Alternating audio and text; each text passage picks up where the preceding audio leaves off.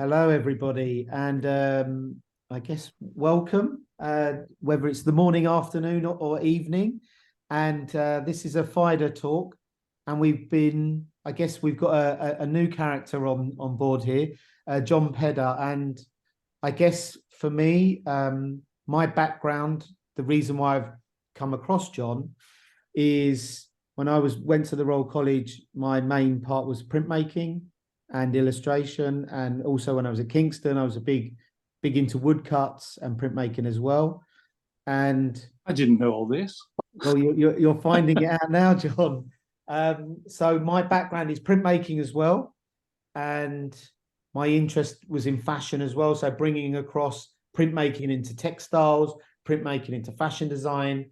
And I'd followed your work and I'd be interested in it, and I like the sort of combination of this sort of abstract, sort of graphic, it has a little bit of Lynn Chadwick in there, all these sort of people that I can kind of see who are my heroes in sculpture. And it has a bit of, I guess, a little bit of African art as well. So it's quite primitive. And when I look at my own printmaking processes of finding objects and then printing them off cuts of pieces of wood and printing them, and having the consistency of being able to live in the smell of ink, and the I guess that consistency of working with ink and printmaking, it's great to see, and the joy of color and all of these elements. So when I think of printmaking, all I think is happy things, and a lot of mess in the background. I know you were talking about cleaning up your studio, but it's great. I didn't. It's great to see behind you all the prints and all the images. And I guess what would be nice to hear from you, John, quickly, is sort of your journey into where you are now. So sort of beginning to now.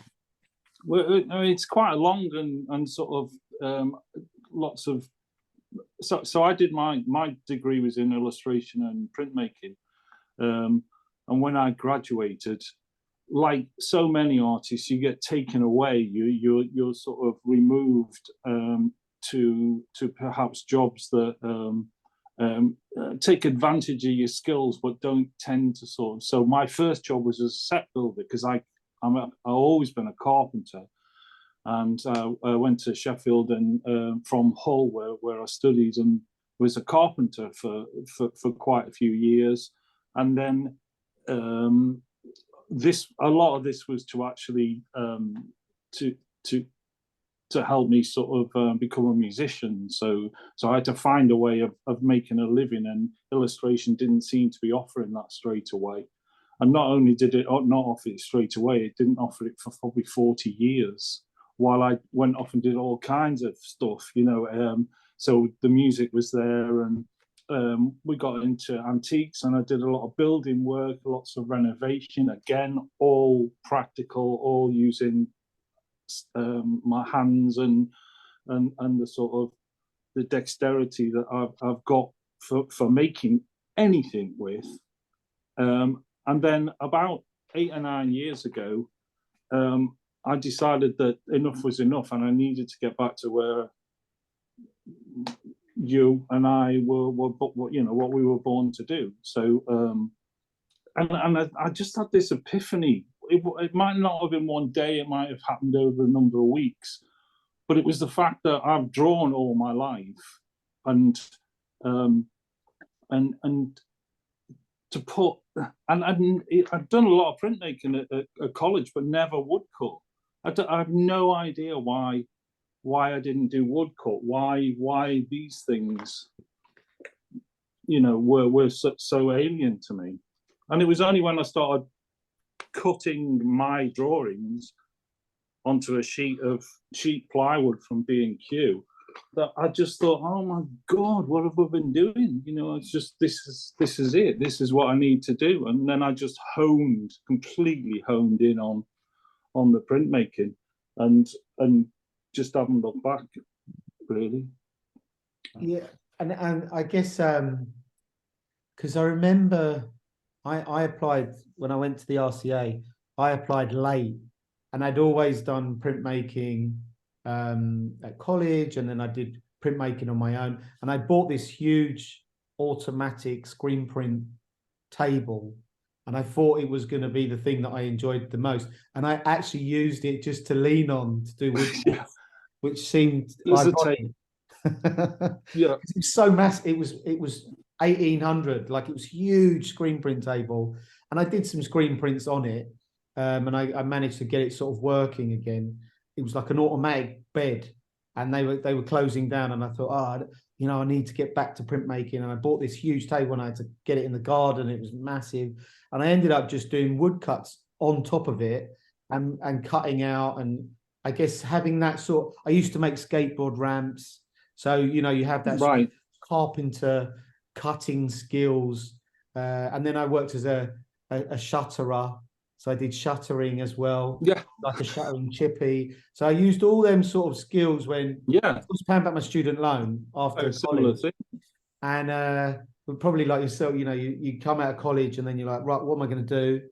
I've got all of these skills, and he's an illustrator, the role, and then I kind of worked and did jobs, and then carpentry, probably similar to you, but I did do woodcuts at university, and I loved it, and I loved the process and mixing woodcuts, green print, playing with them all together and experimenting and lithography and etching. I lived in the sort of screen print room, and I was high for most of it because the ink was so, and the solvents, and if you Yeah. ever drank one beer in the bar afterwards, Yeah. you picked, because you were Fantastic. so high from all the spirits. Yeah. It was I guess it was a great experience. And then I guess what I'm going to do is I'm just going to show John's work, because so we can kind of see. Let me just see if that's John. Yeah, we can kind of see where we are. And so I liked. So I think from me, John, is what is this idea of social printing, this idea of Yeah. me finding you through social media, and you using social media as a bit of a platform to have a dialogue with people, showcase your work, and for us to sort of either become sort of followers or interested in and engaged in work. So what brought you to Instagram? Instagram was I met a woman who was there's a big sort of community of women on Instagram, and they're interior designers, and they're just a fantastic bunch of people, and they're so inspirational. And she saw the stuff I've been doing, and she said, "You need to get onto Instagram." And I didn't think anything of it. And even today, Instagram is the only thing I use on the internet. I have no real intention of going anywhere else. And you get all this sort of advice about, oh, you really need to sort of get your YouTube channel going. You need to get your Facebook going. You need to get, TikTok. And it's not the reason I do it. I mean, it's not what it used to be, Instagram, but it's still quite community driven, despite the people who run it. So it does work. And the printmaking community are just fantastic people. They're just so warm and welcoming and sharing, and and printmaking is about communication, and always has been. I mean, woodcut printmaking is ancient, and it's probably the oldest form of sort of getting a message across. So it all fits in, and I do like writing as well. So what I do on Instagram kind of goes against what you're supposed to do. I write an awful lot of nonsense, and the way you connect with people is that they actually read it. Some people don't, and that's why I've got very simple sort of like these 4 things you've got in front of you here. You've got to sort of grab someone's attention and then draw them in and show them that there's a bit more depth to it than might appear. But yeah. No, I'm a big fan of Instagram. and which I mean, if you talk to my daughters about it, they're quite dismissive of the whole thing. In fact, I honestly think that honestly think that the internet might well be dead, and all the young people are just going off and doing something else, and we're all sitting here thinking that we're right on the button, you know, in the modern world. The way you talk to them about it. I guess it depends on the age group, because everyone's goes through different channels, and I feel that there's moments where the youngsters, like the 10 to 15 or 16-year-olds, live on social media, absorbed by it, and then when they go to college, they're like, let's rebel against it and screw it, and we're not going to have a social media account, and I'm going to go off grid, no one's going to know who I am. And then you go into the real world, and then you're like, how do I communicate or promote myself or share my work or have a dialogue? And it's like for me, when I first started Instagram, it was almost like a social diary of what you do rather than a promotional platform. I was like, here's just a few images, here's my sketchbook. I still don't take it seriously. And I just sort of play with it. And I feel that, you know, with what you're doing, for me personally, is you have an idea, you have a visual language, and now you're communicating it through these different tributaries of, here's the printmaking process, here's my drawing process, this is how I work, and it feels ordered, which is good. Even though you might just feel like you're just doing it, it feels like, right, here's my studio, here's a print, and it feels there's a really nice pattern to it, and that's what but it's also most of my work is based on stories. Or most inspiration comes from stories I create, so that all links into that sort of communication thing as well, which is really good. I mean, I don't fear technology, and I do use it. You know, I will, you know, I'll have Procreate open every day, but I don't know how to use Illustrator. So it's a sort of a need to know thing with me. But I mean, you teach whenever I speak to art teachers, and I've just got all the time in the world for all art teachers. They talk about getting kids off their iPads and practically getting pencils in their hands, which I just find weird that you can't do that, because they do seem to sort of, when you do get them to do it, they do seem to react well, and everyone seems to think that it's either one thing or the other. You know, if I want a scrappy drawing, I'm not going to draw it on my iPad. I'm going to draw it and scan it in, or photograph it, or, you know. So I do like to mix it up, but at the end of the day, my end game is some ink on some nice paper. That's the sort of solution, unless I'm doing a sculpture. Yeah, and let me just get to the next slide. So I'm just going to move this over here. So I had a quick scour around, and I thought it was quite nice. So this sort of very beginning parts of a drawing, and then a picture of you, and in that social media post you were saying people wanted to know there was a real person behind the prints, and it was quite funny to see, like, social media is desiring that there is a real character, you're not an avatar, and you're not just a pair of hands. Which I think the audience kind of is having this dialogue and trying to, come on, John, we want a little bit more. Yeah. Which I think is quite fun and quite nice. Yeah, I'm not. I mean, I suspect you're quite sort of easygoing in front of the camera, and it's something that I've not really got to grips with. I don't think I'd be bad at it, but I've never taught, so I've never stood in front of an audience before. So it always seems a bit, you know, and you know, at the end of the day, you get to a certain age where you start thinking, I'd rather you saw my art than me.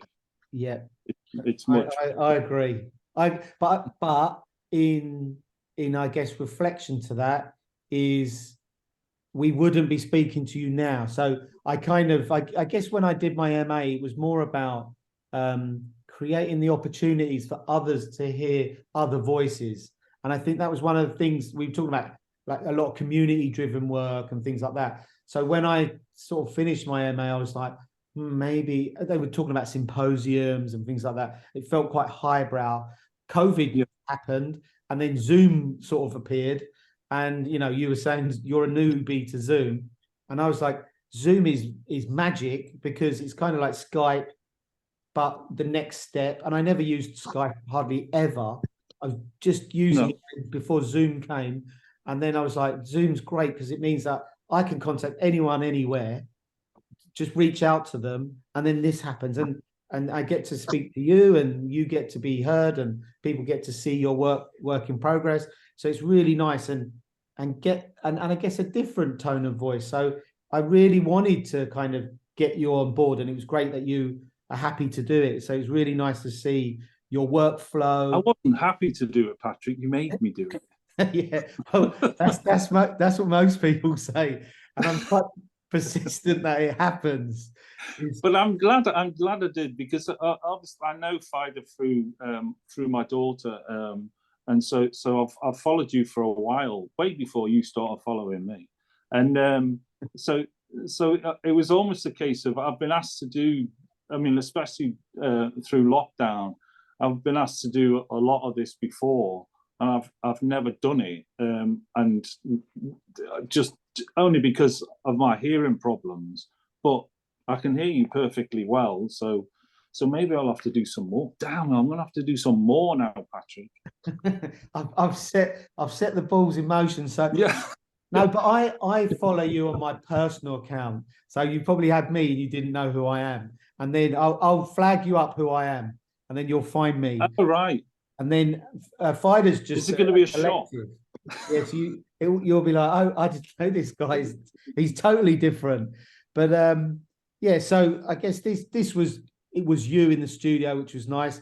And then these are all great shots. And I speak to lots of artists about this sort of practice-based workflow, showing that there's a real process behind what you do. And it's lovely to see that sort of ink happening. Because some people don't really, we take it for granted, but most people might be just digital native and they're working on an iPad. And then they see you working with this ink and they're like, how's this happening? And there's a piece of wood and it's you'd be surprised. It's quite alien to them. And we kind of, we take it for granted that you can go and get a piece of wood from B&Q. They don't even know B&Q exists.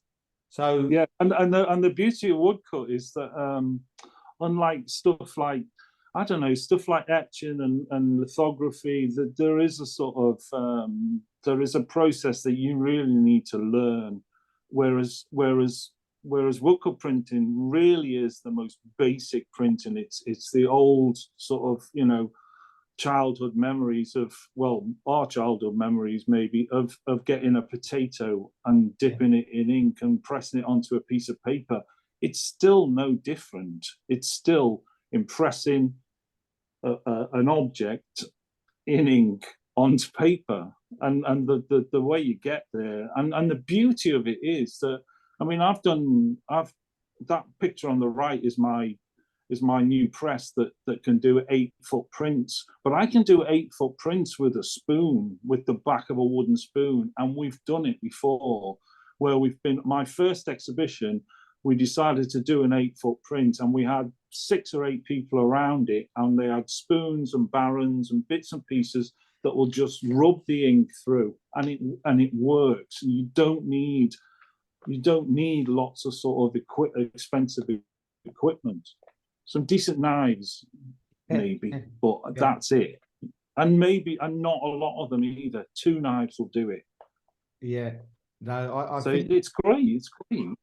I'm trying to remember what I did because I had no press when I was doing my portfolio again, and I was doing lots of large woodcuts, probably a meter wide, very figurative. And you must have used a baron, maybe a baron. I think I used a brick with a piece of cloth round it, and just rubbed it. It was more primitive than you can imagine. And I was doing huge, and then I went on to do large prints again. So big prints and then I worked direct, like some of your pieces where you would direct onto the print rather than having to rub. I just press it and then that was it. Like a stamp. Yeah, like a stamp. So I went into sort of a stamp mode and kind of went along that process, which some of your bits are doing, like you do a bit of stamping and then you do a bit of rubbing. And I love the sort of debossing and embossing, blind embossing, which has come out really nice. And that opens up a whole new space, is how, you can actually have this sort of blind embossing process through woodcut without actually having to go and outsource it or die cut it, and which is great. It's great to see all of these little processes. So I love all of this sort of back to basics wood cutting and seeing you in the studio, and there's if you when you finish this and people watch this and understand, like when they see your Instagram, there's you and these hands just digging away and chiseling away, and it is digging. You get such straight lines. I was always like, the straight lines are so good. You've nailed the that was I spoke earlier at the very start about an epiphany, and the thing that really got me was that if you look on that image on the right, it's very strict geometry, and it's done with a pencil and ruler. So I'm doing new stuff now that's more sort of drawing based, just freehand drawing based. But these things, the thing about them was, I would draw them very strictly, and then I'd put the ruler down, and I'd get my Stanley knife out, and by hand I would cut along those very straight lines, and then I would use the knives and I would do that by hand, and then you're getting that humanity back into something very rigid, and that's the first time I did that was a realization that I could sort of loosen these straight lines, and give them character. So a line that I've drawn with a ruler that took 3 seconds takes me half an hour to cut, and you're pushing that sort of that amount of industry into these really simple lines, and I think they show. I think it shows, and it's something that I don't want to keep carping on about, digital against what they call it analog now. I don't know if that's the right term, but anyway, analog, which is doing it, by hand. I think they can work together, but you can't. I don't think artificial intelligence is going to be able to copy what I do, because it won't make mistakes. And I make mistakes, and it's the mistakes I'm looking for. It's the happenstance. I love that word. It's the happenstance. It's what happens. I don't accept all mistakes. I accept the mistakes that look great, but I can't. I also can't go looking for them. I mean, you must know that you'll have experienced that where you think this looks great because it's really crap. And then you go looking for the crap and it just looks contrived. You have to wait for it. Yeah. It's like the print, and there's a piece of something stuck on the bit of wood, a bit of dirt, and it creates a little circle. That's impossible. But it was bad luck, but it actually adds a bit of like an artifact on the actual print. And it's really nice. And I remember watching a talk by the Wallace and Gromit crew, and they made a film and Flushed Away, and they were saying we didn't like it because it didn't show any of our thumbprints, so there was none of us in the plaster scene. Clean. So it is that sort of leaving your stamp within the process of what you're doing, and I think that's a really nice way of putting it. And it's nice to see you.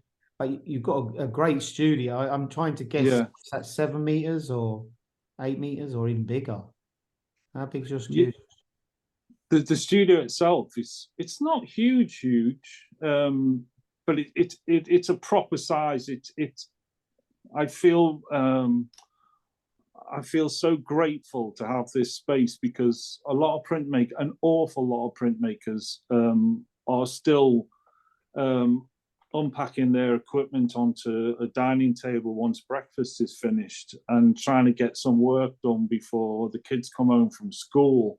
And I just admire people who can do that. I mean, the reason I'm able to leave it this messy is because no one comes in here. It's messier than it should be, really, for efficiency, but it does allow me to sort of just spread out, and just it's just so I just feel so grateful to have just this space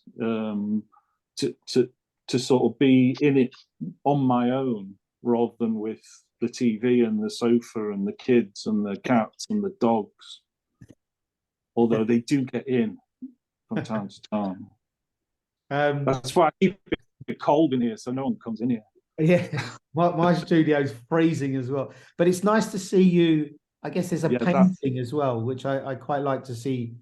A sort of so this is quite new. This stuff on the left. It's how I've always drawn. Well, it's how I've drawn since I was about sort of 18, and sort of came across, all the Bauhaus lot and Marc Chagall and people like that, where they basically turned around and said it's okay for something to not look like something. I grew up, and I'm sure you grew up with that sort of talent to draw, and people admire you for it. And then when you get to this age where you start thinking like Picasso, where and people start going, yeah, but that's crap. Why can't you go back to drawing like you used to, where the apple looks like the apple? And it's not. It's just a joyous sort of. I want to create stuff that has never existed. So I don't think that creature on the left has ever existed until good or bad, until I drew it. Yeah. So I'm just, and now I'm sort of getting to the point where I'm starting to carve it now. Right. Good. And that's giving it so much work. I'm just looking, but I'm enjoying it. I'm looking at it now, and I guess have you thought about, because there'll be a different sort of communication with these like, could they become more printmaking process, or using like monoliths or something, like using a different process? So I think that, because I started playing with that as well, is working on bits of plastic, like old IKEA frames, and get the plastic and then work with the ink and then draw with a brush. So you get this sort of mono print. And I've played with that. So you get a sort of brush of, these could look really nice as mono prints as well. Just looking at and it would be, that would be very not easy to do, but it would be a sensible thing to do, and it would lend itself probably to stone lithograph as well. Yeah. But during lockdown, I did a project called Small Mercies, which was a series of prints that turned into a book in the end. But I started and I wanted to do 81 prints in 81 days. And I was going to use every kind of printmaking I could think of to create this book. And within about 6 prints, I realized that I was going to do nothing of the sort. I was going to woodcut print them. And it's just that, that restriction. I just love restriction. I just love being restricted. Which it makes you more inventive, because you're not sort of going off and get. I love experimentation, but there comes a time when you need to sort of really sort of hone in on exactly what you want to do, and you might turn around in a couple of weeks' time on Instagram and say, wait a minute, you're doing stone lithograph now. You said you weren't going to do any. And so it may change, but at the moment, I'm going to stick with it and be very willful and stick with the woodcut printmaking. Yeah. See where it takes us. No, I think that's a good. As I said to you earlier, was that this ability to have consistency and sort of a visual language and actually stick to it and say this Yeah, is the visual language I want. It's funny because I've got a print over there, a Jim Dine woodcut I bought of right. Pinocchio, and you know he did it for the Lincoln Center. And I love the way he's like having a fight with the woodcut. Yeah, There's either a wrestling match going on, and I feel it's quite nice to see. It would be nice to even see you almost working direct onto the woodcut without any sort of pre-planning. And well, that drawing on the left is there is no planning to any of those drawings, which is so the drawing above it and to the right, they're all spontaneous drawings.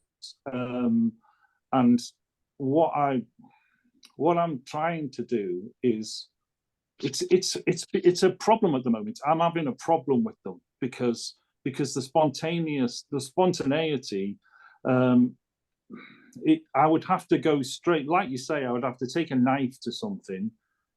So if we bypass the pencil, which I really don't want to do, but if I bypass the pencil, then these intricate drawings, these intricate sort of designs are going to get tricky. yeah, But now you've challenged me to do it. I might have to do it. yeah, I guess sometimes, well, when I used to do printmaking at college, they would always say, come with a plan. So printmaking is a little bit about planning because it's quite industrious and you hate the idea of waste. So there's this idea of like, even though you have mistakes, the process has a little bit of planning to it. Because when you just go free flow, it's sort of go, because you'd always draw on the wood so you could plan out where you're actually going to start making marks. Where if you go direct and almost this free flow, I don't know if it will always work. And I think it is quite good to try maybe a bit smaller because you're working. It's like blind drawing because you'd be going, well, there's no planning here. How am I meant to draw? And what does it look like? And you'd have to do lots of rubbing over and just checking, maybe crayon reliefs or something like a frottage. I think those kind of processes are part of a process. They're not. They don't always give you your end product. So if you close your eyes and do some drawing and open them, there will be bits that you really like, and there will be bits that you won't like because you had your eyes closed. Yeah.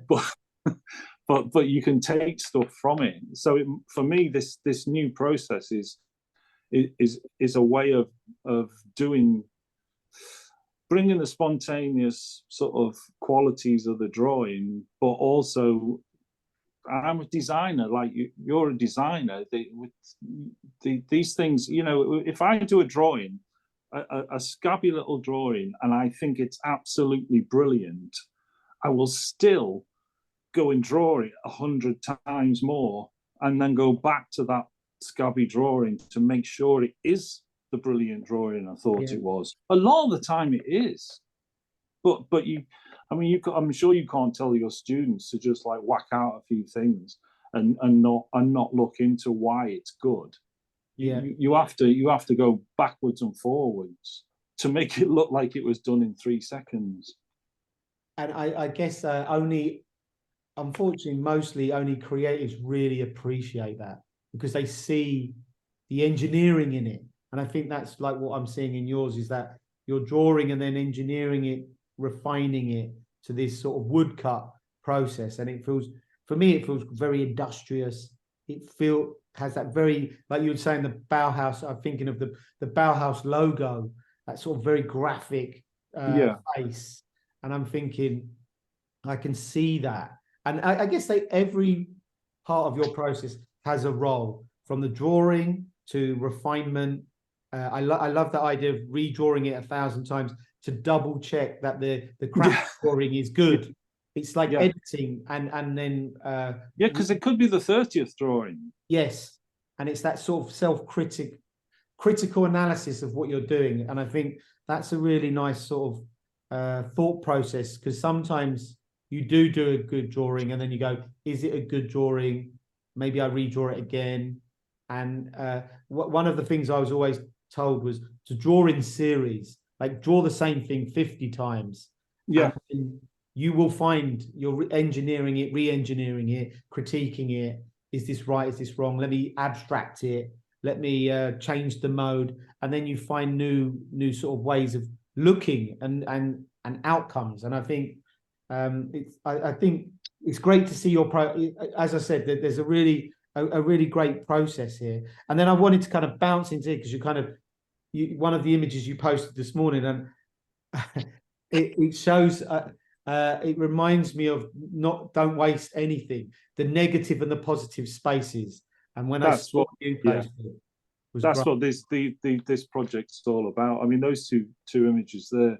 The beauty of what I do as well is that, and it is a bit daft, but if I ever do a group show, I tend to get the poster because I'm a graphic person. So this is a sculpture. This was a sculpture exhibition last year in London, and it's all sculpting. But I got the poster because I'm a graphic designer. Go. I'm still here, John. We can still see you. Yeah, I've just gone on to low power. I had 100%. We don't want to run out of battery. Hang on, I can just.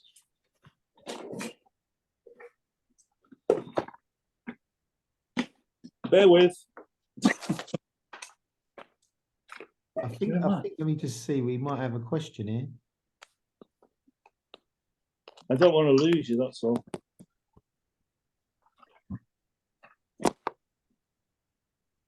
I'm still here. You're still here. No, I guess a good thing about the graphic design side, I remember at college, because if you're doing illustration, a lot of the illustrators might make little drawings or little intricate things, where I was like you, a very graphic printmaker. And yeah. You tend to just think almost all your pieces are like posters. Everything you make works as a poster. And I think, when I see this, and I like, the typography is lovely, and it's so nice to see, and it's very simple colors.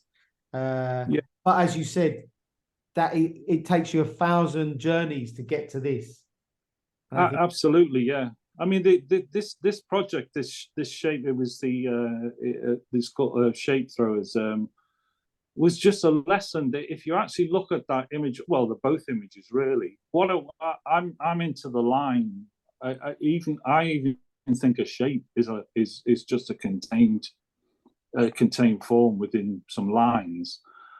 So what I wanted to do with this project was to flip it so that the line was inside the form, and try to do the positive and negative shapes, working with the positive and negative shapes, but using the line to give you the character of the piece. So if you actually look at that image, the arms are coming around the back of the head and sort of flipping up, but they're not attached to the actual body. So you're sort of seeing it all together as simple as possible. I just love this. I mean, do I say myself? I love this project. It was just, and this was Vogue. So this was that sort of the sort of dancing that you'll get on the catwalks. Yeah. Some of the others were skateboarders, but they all sort of fell into using positive and negative shapes, and then a circular head and a line for the bodies. Yeah, it has a little Picasso quality that I always like to show. It's great fun. Again, restriction.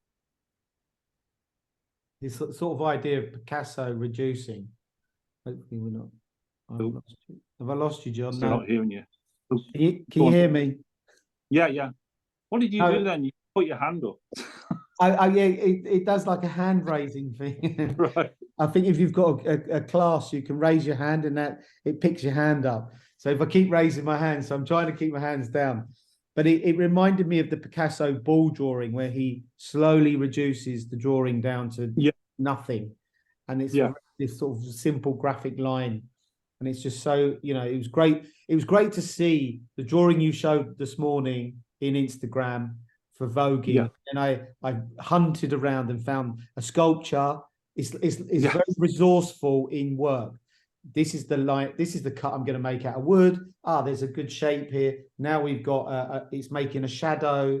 So there's like light play, and there's loads of different interplays of shadow, light, sculpture, 3D, printmaking, positive and negative.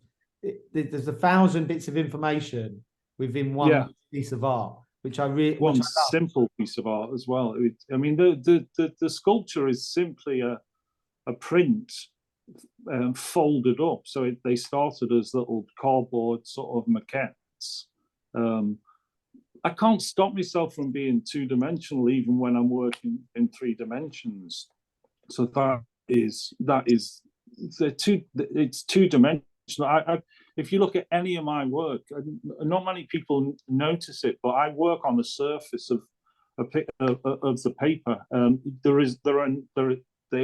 I only work in 2 dimensions. So even when I'm working with sculpture, I try to work in 2 dimensions. So they're just like, they sort of stick up things.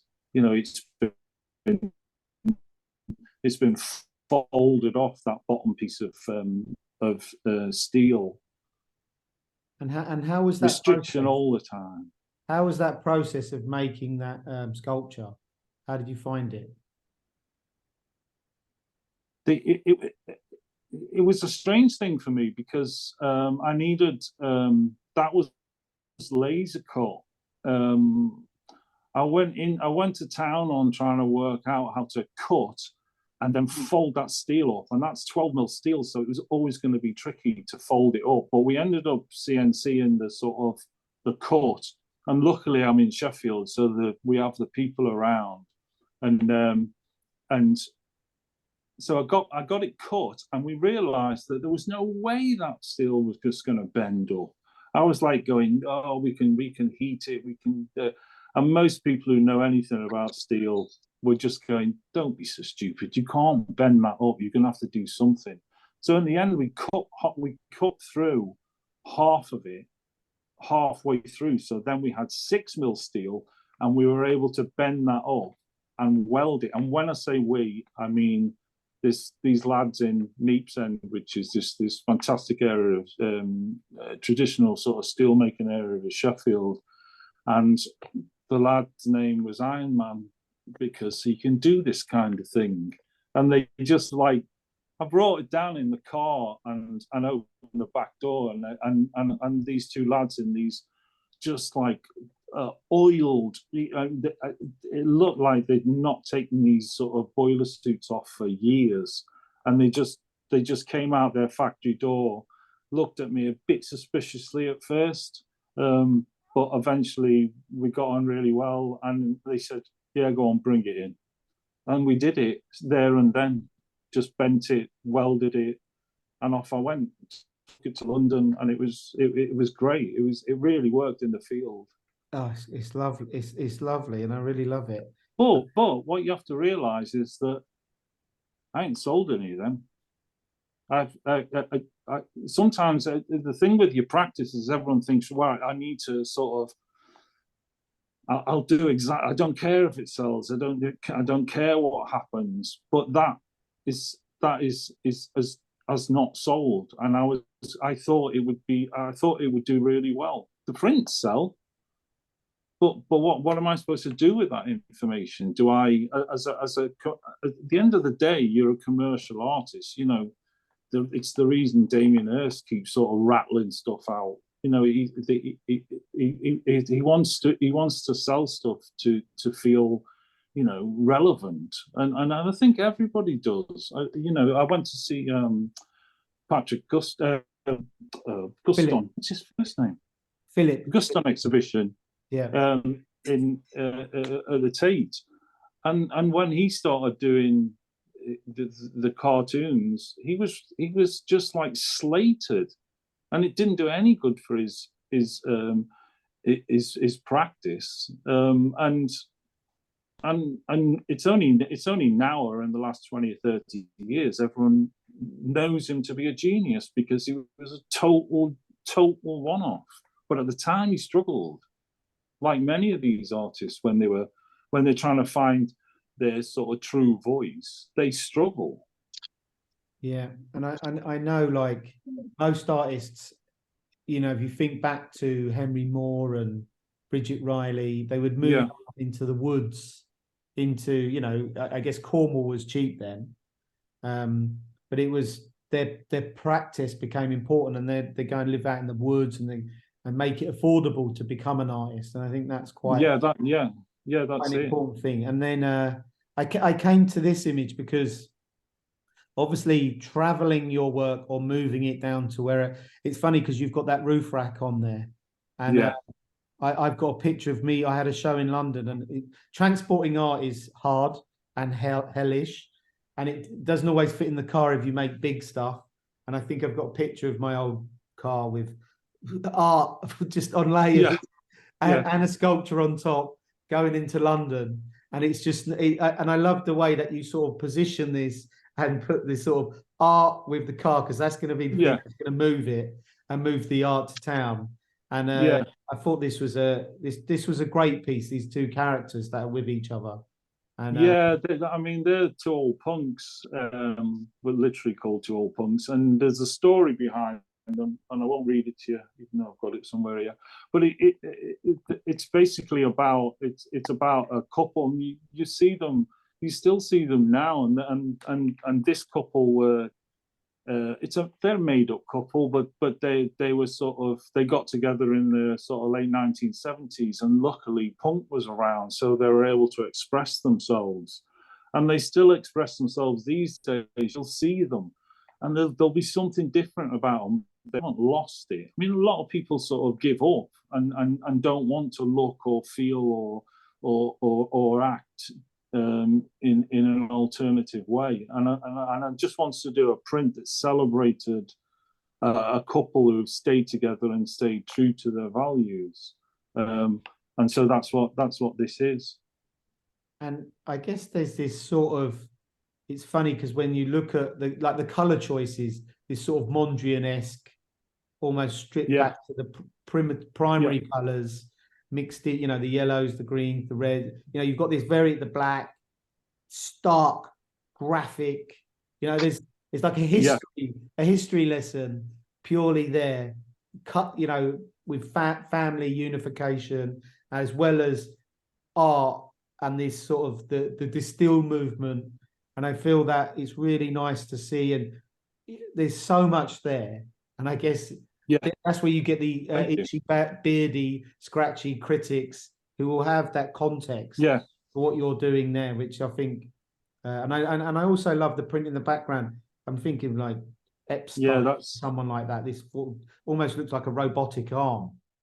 I don't know what that was about.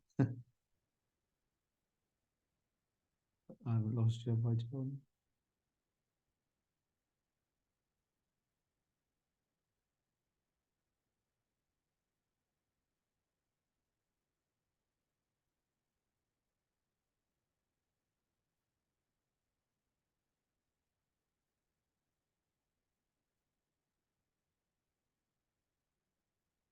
Far from it. Oh, right. Oh, we'll just chat then. Yeah. I'm back. If you can hear me. I've just been explaining to John that it's more you than him, Patrick. It's me. I think what's happened. I'm back anyway, but it's good that Caroline jumped in. Well done, Caroline. I guess I think let me just check, because I think we only have another slide or so. So let me just see. It's still recording, which is good news. Let me find your slide. Anyway, Caroline, you can jump in there, because you can explain, because you're not far from John, I'm guessing. Can you hear me? We can hear you loudly. Yeah, that's fine. I'm in Leeds. I'm in Leeds, John. I'm actually I'm a Lancashire girl, but I've lived in Leeds a while. say. I was going to say. I'm from Liverpool. Where are you in Lancashire? I'm from Fleetwood originally, near Black.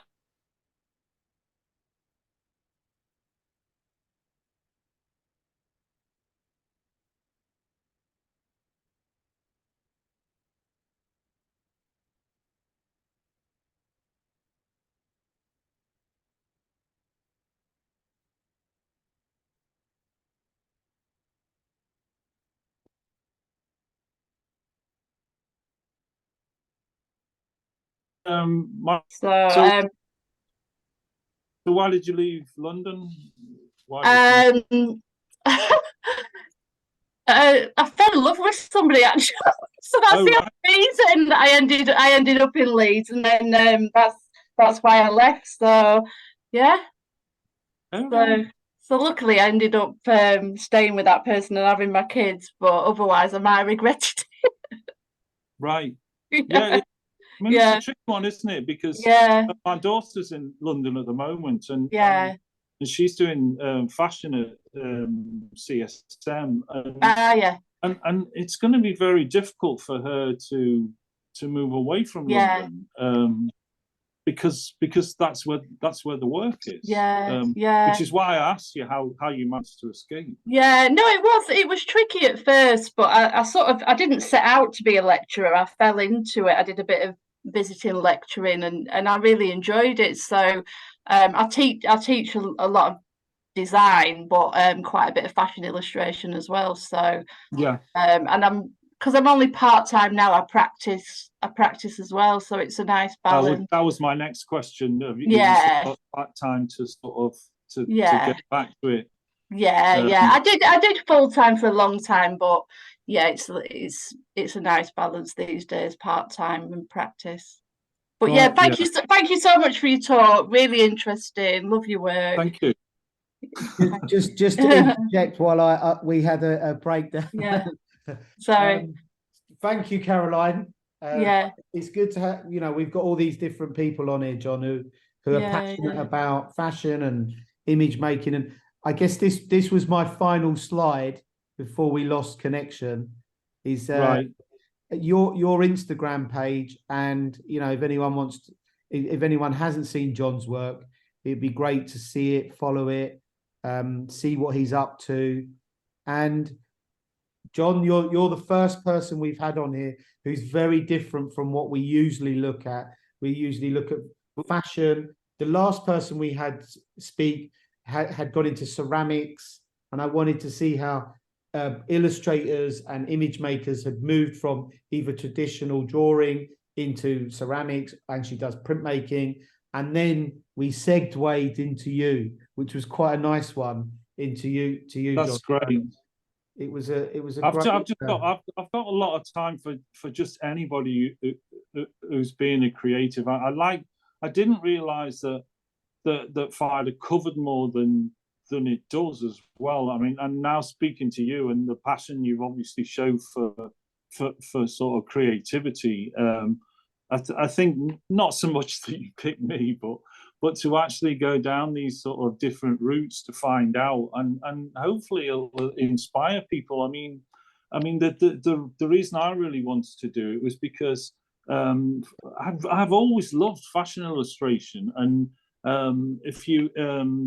one of my favorite sculptors of all time is a man called Lynn Chadwick, who was totally inspired by the runway. Really, if you look at his sculptures, they were just, and it was only in later years that I realized, and he sort of said he was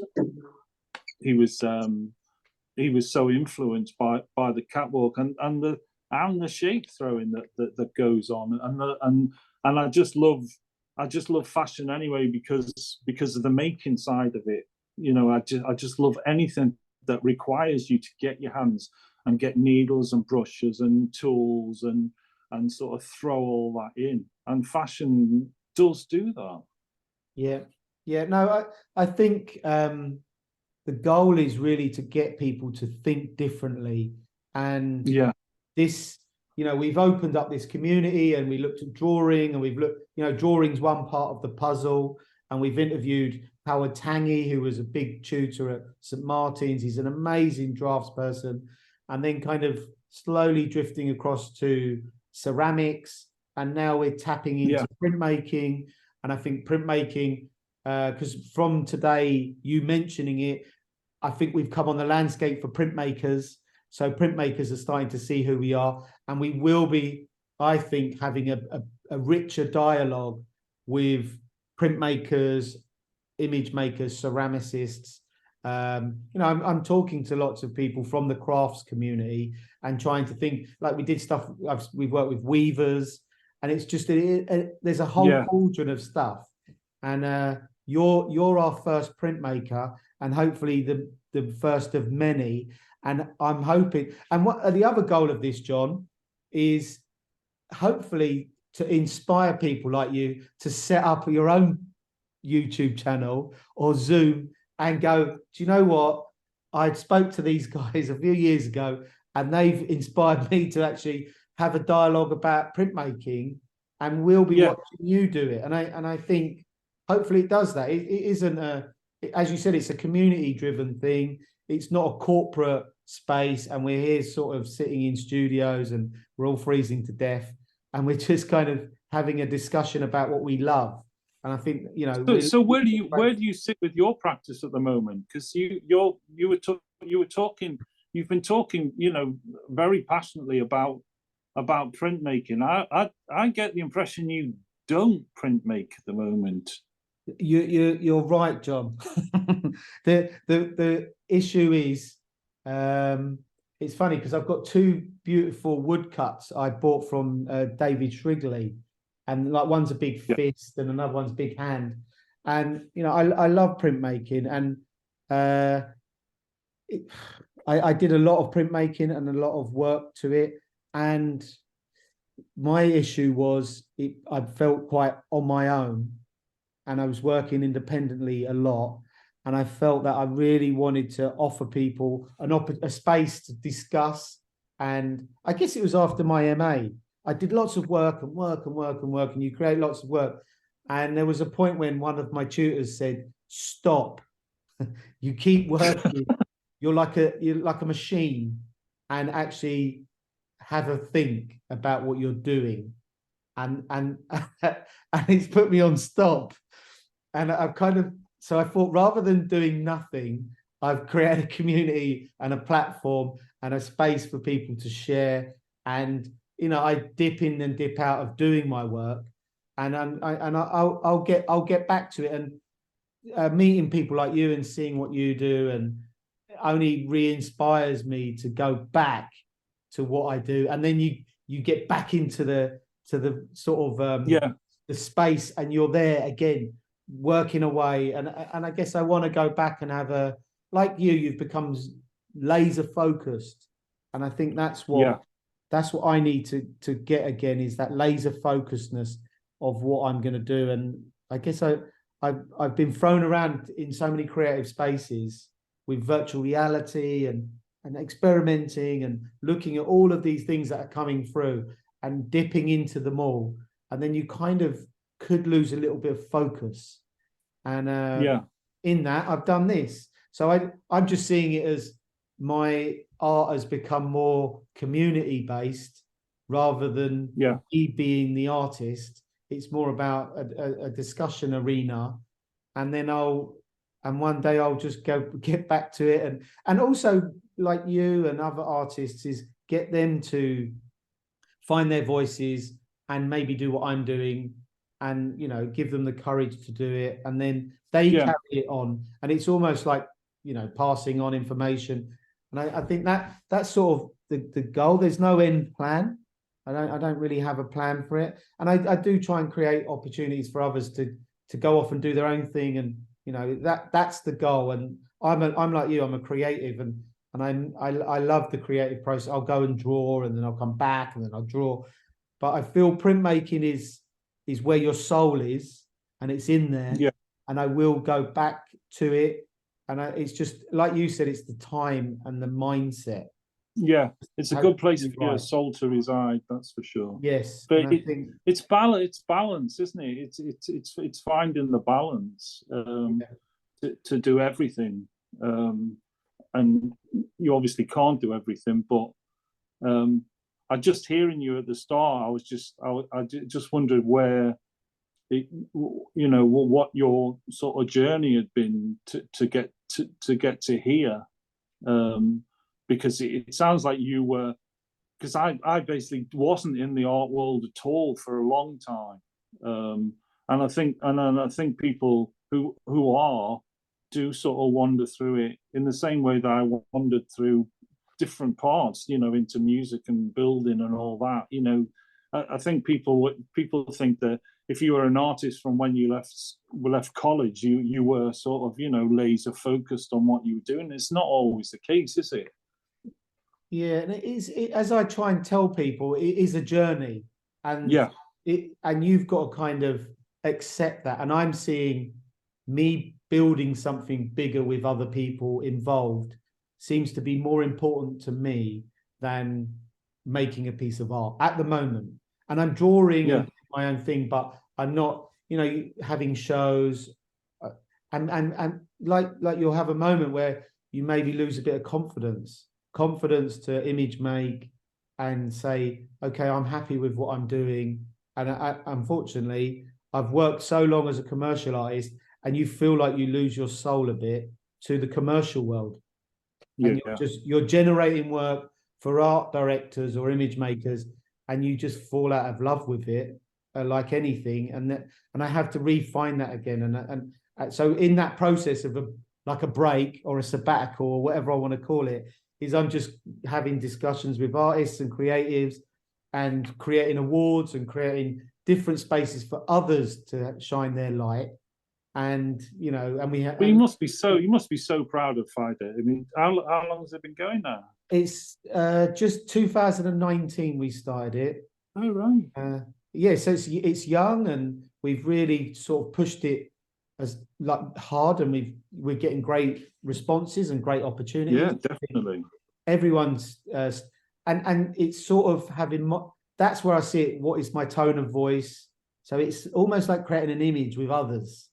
And when you're being picked now, people are going to think, where's this curveball come from Patrick's selection of images of people, and we'll put in a real different slant to what fashion illustration or image making is all about. And I think that you're part of my visual language of collecting. It's like archiving all these people. And I think that's, I've had the drawers, I've had the ceramicists, and now the printmakers, and they're all things that I love. And Fida is a sort of I guess that sort of cauldron of it. And some people don't agree with what I post or dislike and say it's childlike or it's rubbish or whatever. And I have to just run with that. Like you would hear, oh, where's that work come from? And I just have to say, well, don't follow. Go somewhere else. Go. And that's the part of the journey. And Instagram has been that space. Instagram's been brilliant for it. And I think Instagram's a bit lost at the moment, but you have to get this thing going. I think this is quite interesting. So we're really, I'm lucky to have you, and I'm mindful of your time as well. And don't worry about it. The internet kept on going up and down. Our internet in London goes up and down all the time. So it's good. But it's great to see, and I'm hoping, John, this is the beginning of our dialogue. And we've got an event coming up in London in February, pre-Fashion Week. So maybe I'm planning to think of something, because I'm speaking to some other companies where we could maybe do a little something together. So I've got ideas. You know what? I nearly put in one of my drawings to your thing that I didn't feel it was right, because I'm not a fashion illustrator, but I've got this. I did this drawing of this just this line drawing of while I was on holiday, of a girl with a bright skirt and big boots, big colourful boots, and I'm thinking that's a fashion drawing, and then I thought I'm going to send that into Fida, and I never got round to it. No, I think as I'm building it and constructing it, I think we're going to get to a good space. And you know, we've got some of the members here, and I think we'll see. But I know with the project, the people we're planning to work with, and the sculptural stuff you're showing me sort of mixes into that. But it's like anything, it's still a work in progress mentally. Yeah, I can see the cogs going already in your head. The cogs are constantly going. But John, but thank you, and you know, it's been No, thank you. It's nice to see someone, even if it's through Zoom, and just have a chat. And I've been looking at your work for ages, even though I've been following it on my own. And I'll send you a little message so you know who I am. And Right, okay. You can have a scour around my stuff and go, right, now I know where he's coming from, and have a look at the madness of the man who's talking to you. But cheers, John. Thank you. Brilliant. Thanks very much. It's been fantastic. You said it would be good, didn't you? Yes, I told you it'd be fun. but brilliant. No, it was great, and it was great to hear from you. And hopefully, we're going to start talking to more printmakers as well. So you'll be seeing more of this. And if you start your own, we'll be happy to share yours as well. Brilliant. Cheers, John. Thank you. All right. Bye-bye. Thanks, Patrick. Bye-bye.